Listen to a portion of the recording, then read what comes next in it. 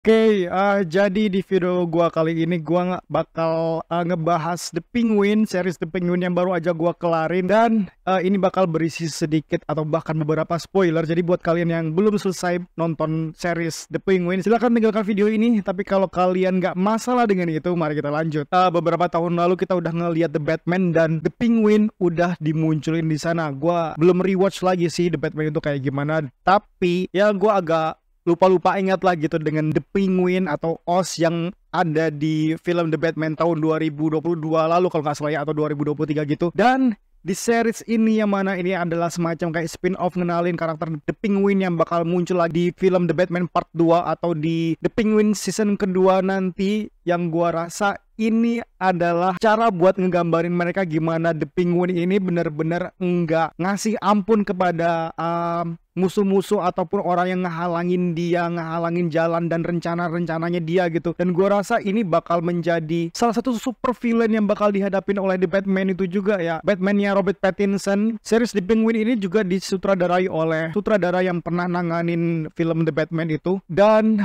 sumpah setelah gue nonton ini kayak gimana ya, The Penguin atau Oz ini nih dia tuh apa sih, kayak nggak tahu berterima kasih gitu, kayak fake aja yang ngebantuin dia dari awal sampai akhir, malah kayak disia-siain, dibunuh gitu aja. Jadi emang dia tuh kan dari awal emang dikasih tahu gitu kan, waktu Oz kecil itu tuh dia sempat ngebunuh saudara-saudara kandungnya sendiri gitu kan, yang ia benar-benar tanpa belas kasihan, dan dia juga ngelakuin itu kayak ya udah tanpa berdosa aja gitu. Dia emang dari kecil udah dijadiin karakter yang tanpa belas kasih. Series ini The Penguin jaraknya nggak terlalu jauh ya dengan series sebelah Marvel, Agatha All Along, dan gua cuman beberapa episode doang nonton Agatha All Along karena ya gua nggak begitu tertarik buat itu. Dan The Penguin adalah salah satu series yang emang gua tungguin dari lama gitu kan. Dan gua juga suka dengan gimana karakter ini dibawain, diperkenalkan di film The Batman itu sendiri. Kemudian di ending series The Penguin ini juga kan diliatin kayak semacam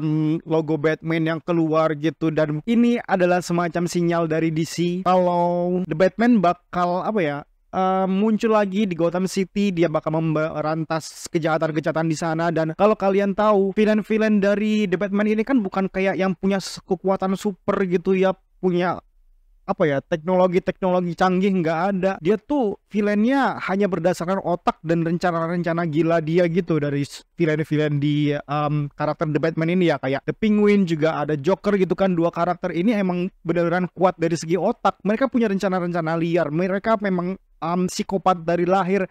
Mereka udah ngerencanain itu, dan siapapun yang menghalangi mereka, ini bakal mereka hancurin gitu. Ini bakal mereka bunuh. Dan series The Penguin sendiri udah menjembatani itu untuk memperkenalkan lagi karakter baru yang lebih berbahaya daripada Joker. Dan di film The Batman lalu itu kan udah diliatin juga kan adegan yang dihapus dari film itu, yang mana ngeliatin kayak Joker yang tertawa. Dan gua nggak tahu itu Joker bakal muncul lagi di film The Batman Part 2 atau enggak. Ya semoga aja The Batman versi Robert Pattinson ini bakal dibuat trilogi ya, kayak triloginya Christopher Nolan, dengan salah satu trilogi yang menurut gua keren banget itu. Wah, 3 jam gak berasa sama sekali gua tonton. Dan The Batman juga salah satu film yang panjang kan, kalau dilihat kan durasinya 3 jam gitulah. Itu sama sekali gak bikin bosen loh, karena ya sisi The Batman yang digambarin oleh Robert Pattinson di sini kan Batman yang menumpas kasus dengan cara teka-tekinya gitu kan, semacam detektif gitu. Sementara itu karakter Oz atau The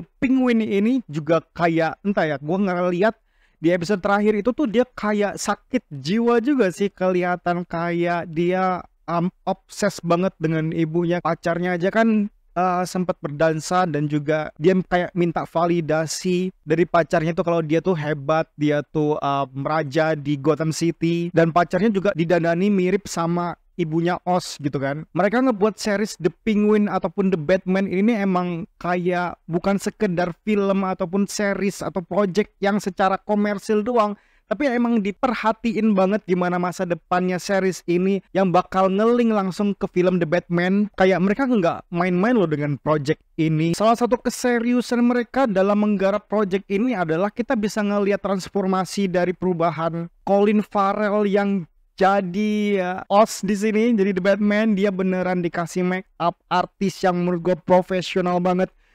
sama sekali enggak kelihatan lateksnya dan bahan-bahannya nggak kelihatan apa ya, manipulasi gitu, kayak ya semacam karakter dia yang real, yang wajah dia asli gitu. Padahal itu adalah buatan manusia, dari face, bentuk wajah, terus luka di dekat apa bibirnya gitu ya. DC benar-benar enggak main-main dengan project The Batman ini. Ya semoga aja The Batman ini jadi trilogi, salah satu trilogi juga ya, dan suksesnya sama kayak trilogi The Batman ala Christopher Nolan itu. Ya video ini emang ngalur ngidul aja, gua bilang apa yang pengen gua utarain setelah gua nonton series The Penguin ini. Kalau ditanya apa gua suka dengan series ini, ya gua suka banget. Gua sama sekali nggak ngerasa bosan gitu buat nonton series ini dari awal sampai akhir. Terus cara mereka memperkenalkan Penguin, cara ngebangun karakter The Penguin ini emang beneran jahat banget, sampai anak buahnya orang kepercayaan The Penguin, orang kepercayaan Oz atau tangan kanan Oz ini sampai dibunuh sama dia sendiri juga. Itu bikin gua melongo banget. Oke lah, kalau dia ngebunuh kakak-kakaknya atau saudara kandung dia itu kan udah wajar ya, kayak ya mungkin karena dendam. Tapi kalau Victor apa coba? Cuman karena dia bilang keluarga kah makanya dia bunuh? Jadi kan ini kayak ngegambarin gitu loh. Ini karakter emang kurang ajar dari lahir. Oz nggak punya senjata, dia nggak punya kekuatan super juga. Dia cuma punya otak, dia punya strategi buat memuluskan apa namanya rencana-rencana dia, rencana-rencana jahat, menjual narkoba kah, atau membuat dirinya sukses besar di Gotham City, menjadikan dia villain terkuat di Gotham City, menjadikan dia manusia yang paling berkuasa di Gotham City. Sama kayak Joker, dan kedua karakter ini emang mirip-mirip gitu kan, mirip-mirip gilanya juga.